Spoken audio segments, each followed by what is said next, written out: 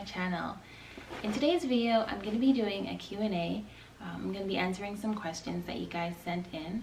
So I really want to say a big thank you to everyone who took the time out to send me questions. I really appreciate it.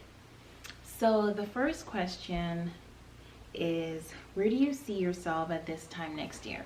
So at this time next year, I would love to be a homeowner. Hopefully we'll be out of quarantine by this time next year. And yeah, I would love to have a nice big house so Zuri can run around and I can have family over and my friends, and just a space where everybody will have enough room to just be comfortable. So yeah, I would love to be a homeowner. There are other things that I want to have, or see myself accomplishing by this time next year, but yeah, for now let's just go with home ownership. Okay, what's your definition of happiness and how does your love language contribute to it? So I would say my definition of happiness is me being in a space where I can totally be myself, and if you know me, you know that I can be a bit corny sometimes. So yeah, if I can be in a space where I can be myself, that's definitely a space where I'm happy. I would also say a space where I can be inspired, and for the most part, my inspiration comes from Zuri and just wanting to give her a better life than I had, and that inspires me. So I would say yeah, wherever Zuri's at, that's where my happiness is at. And as far as the love languages go, I really do love touch. I love words of affirmation. And so, like getting little hugs from her, or, moments when I'm feeling down or not feeling like myself. She has a way of just like bringing me back, or even in, her little own toddler way, reminding me that it's okay, or it's gonna be okay. Like there was a moment in my life where I was sitting down at the table bawling, and my 2-year-old came over and she was patting me on the back and she was saying, "It's okay, mommy, it's okay." And I was just floored by that. So I would say, all in all, my definition of happiness and the love languages that contribute to it, it's all embodied in that little girl. Okay, so yeah. That was kind of a tough one, but yes. Let's go on to the next question, which is, who or what keeps you motivated? And as you can imagine by now, Zuri is definitely the main person right now that motivates me. But I would also say that before Zuri, my mom definitely motivates me, for more reasons than one, and I'm sure many of you can relate to that too. You're so motivated by your mom, and yeah. So my mom and my daughter, those are who or what motivates me, and in general my family, because there's just so much that I want to give back to my family as a whole, my siblings included. But if I had to pick, a who, it would have to be Zuri and my mom. Okay. What are some of your aspirations in life? Okay, so I really love this question because I'm really passionate about giving back, and that is something that I really want to do in my life. When I first came to America, I came here as an international student. And so that means that, I came and there was just a lot of restrictions, and I had so much help from so many different people, especially people in my church. And I want to give back to students, international or even local, who want to go to school, who want to get an education. Because for me, there were just so many struggles, especially financially, when it came to going to school. And so if I didn't have people in my church who were willing to help or who were in a position to help, I wouldn't have been able to have secured 2 degrees and all of those other things I was able to accomplish. So one of the things that I really want to do, or I aspire to do in my life, is to give back.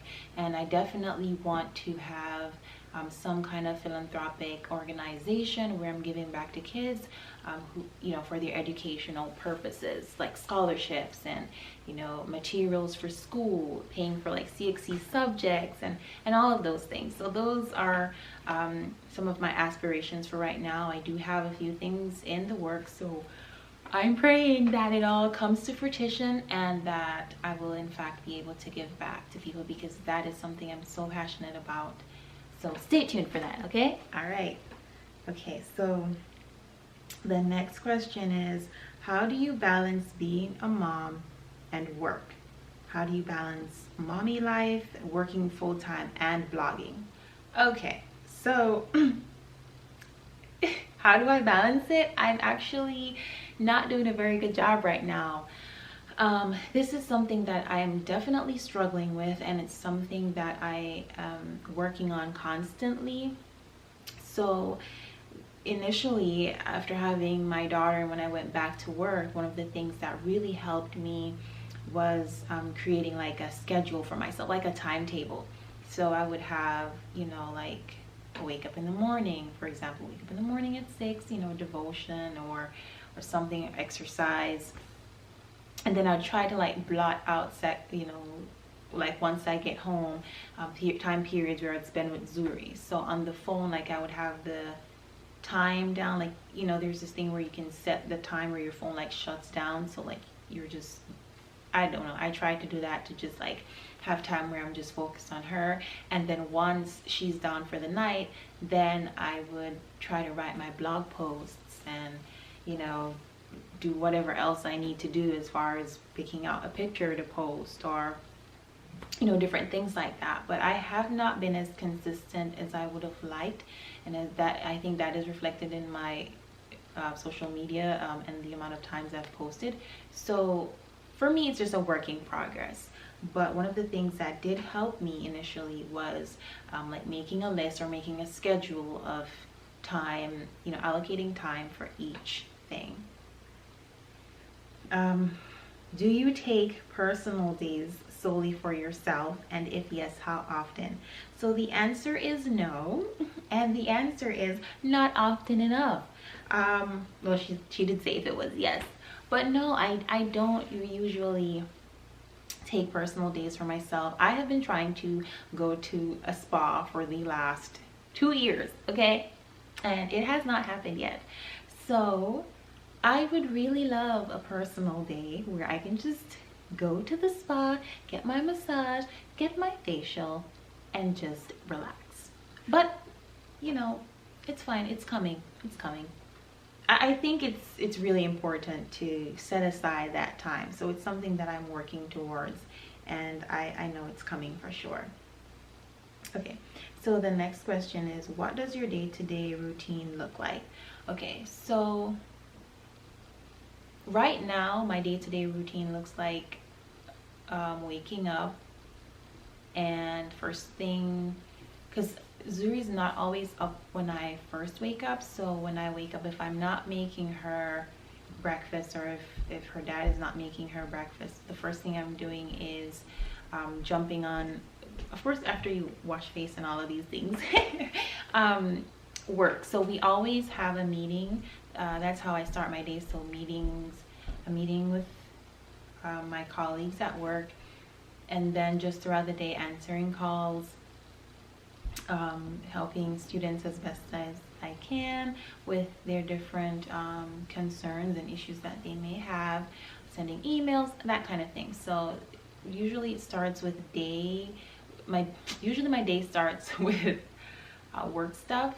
And then what I'm trying to do now is also incorporate activities for Zuri, because I'm trying to limit her screen time. So I have this a workbook, Melissa and Doug workbook, where there are different activities.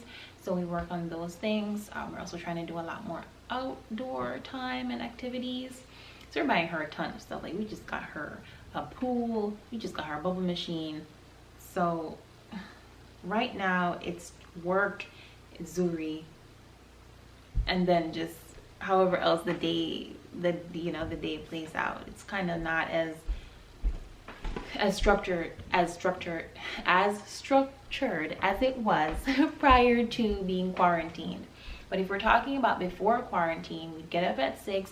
I'd get Zuri ready for so I'd get up at 6, get myself ready. I have a shower, I'd fix her breakfast, then I'd wake Zuri up.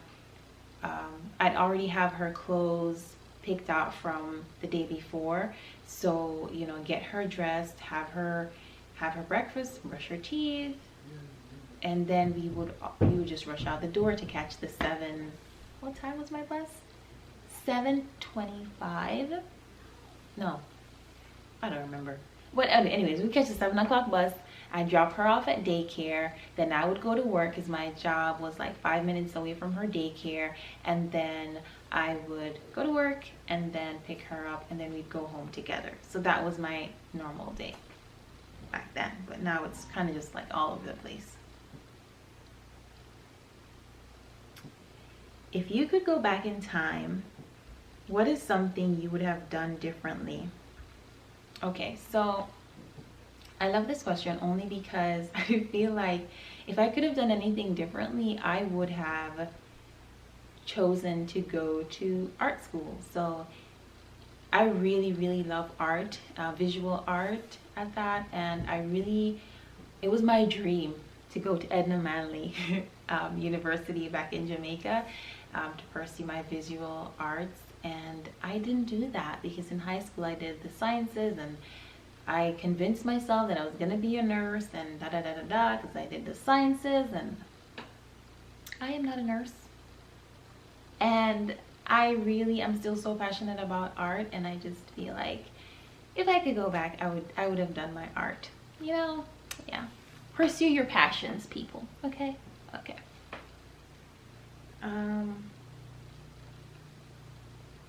Piercings or tattoos? Do you have any tattoos or piercings? Okay, so first of all, piercings. Okay, I'm a piercings girl. I don't know if you can see my little piercing here, but yeah, definitely piercings. And no, I don't have any tattoos, but I've always wanted a tattoo. I don't know, but yeah, I've always wanted a tattoo, and I definitely want to get more piercings. So yeah, I'm definitely a piercings girl, and I will pierce wherever. Okay, I do not care about what stereotype is associated. I will pierce wherever I want to pierce, as long as it's not gonna like keep me from getting a job or something, you know, which is why being an entrepreneur is the way to go. Okay, anyways, what was your favorite subject in high school? Yes, my favorite subject was definitely biology, and I totally loved my teacher, Miss Bennett, and I was just obsessed with everything with the body and just how things worked, you know, like it was just so, I just loved it, and I was good at it too. What is your favorite movie? Okay, so my favorite movie of all time, people, is The Notebook. Okay, The Notebook. And if I had to choose a second one, can I please choose a second one? Okay, so I'm choosing a second one because that would have to be Pride and Prejudice. Mr. Darcy, yes, that one with, what's her name? Keira Knightley. Oh my goodness, I love that movie. So, okay, I know you just asked for one, but I'm giving you two. And so it's The Notebook and Pride and Prejudice. Check it out. Let me know what y'all think and thank me later, okay?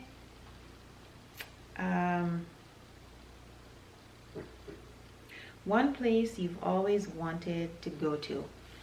I have always wanted to go to England because my mom lived there, and she would always come back. Whenever she came back to Jamaica, she would always come back with all these nice stories and all these nice things, and I don't know, I'm just obsessed with that place, and I can't wait to visit. I can't wait to be standing in front of Buckingham Palace, you know, and doing all the things that English people like to do, I guess.